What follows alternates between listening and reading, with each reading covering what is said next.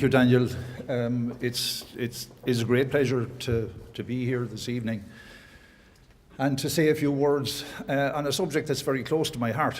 As a coaching psychologist, you might not be fully aware of what that involves, but I like to characterize it often as I don't work with clinical populations for the most part. I like to characterize it as working with the worried well. And I'm one of those worried well regularly, as well, as I'm sure you all are. People ask me, well, what do you do?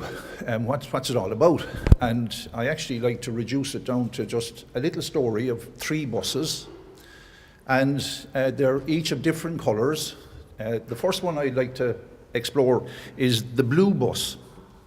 And for each of you, the blue bus pulls up outside your door every morning, and you get onto it in your workplaces and you head off. And some of you are just quite happy to toddle along and sit on the blue bus. Some of you at some stage along the way probably have had the experience of, well, I think I could drive the blue bus. And soon enough you get to drive the blue bus, and then as you're toddling along on the blue bus, you realize that, or you decide that maybe it's not traveling fast enough. So you pick up the speed, and for some of us, being on that blue bus is fantastic. It's about outcomes, it's about results, it's about achievements, it's about building something.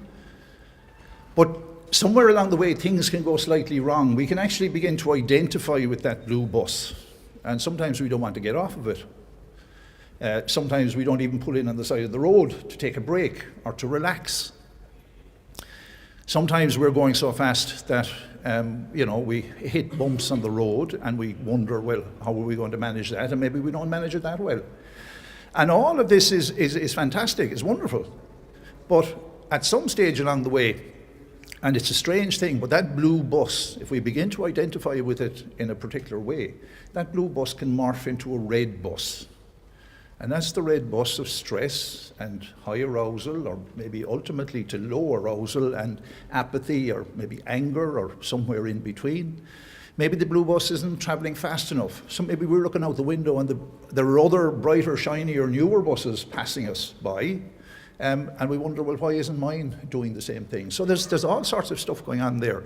But this red bus is inclined to lead us down a dead end in many respects, and it is that red bus of stress and ultimately to burnout. And in my own work, what a lot of people, and when I talk to organizations and when I deal with people and work with people, they don't fully realize that there's another option. And this is where my interest in mindfulness and otherwise strategies to handle and work with the challenges we face, and also to help us to cope a little better. There's a green bus. But the green bus doesn't show up. You have to call it in. And when you get on the green bus, it's not about doing. It's actually about not doing. It's about non-doing. It's about actually practicing to be idle from time to time. I'm not saying that you can be idle all of the time, but having that ability to switch and focus your attention and be where you are when you need to be there. I meet people who go on 2 weeks holidays and it takes them 5 days to wind down, and then it's taken them 4 days to wind back up again, and in between something is missing. So I see all of the work that's here and all of the work that's likely to be done here as absolutely profoundly important. That green bus, you have to call it in, you have to develop an understanding of your own process, you have to explore the inner landscape, or I won't say you have to, but the invitation is to do that.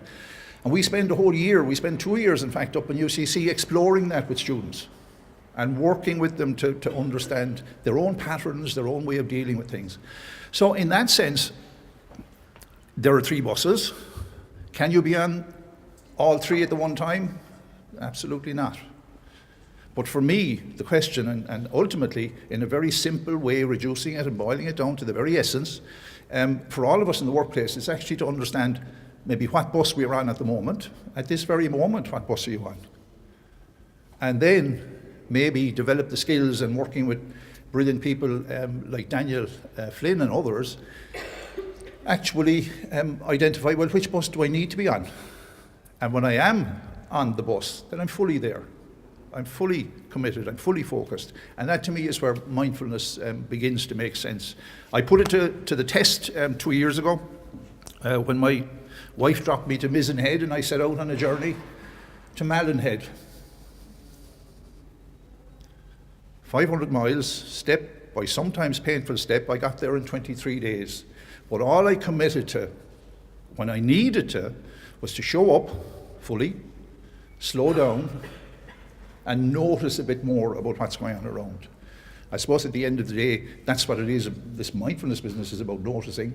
And that's what holds my interest. And I wish everybody here involved in this project so much wellness and positivity as they go about very necessary work.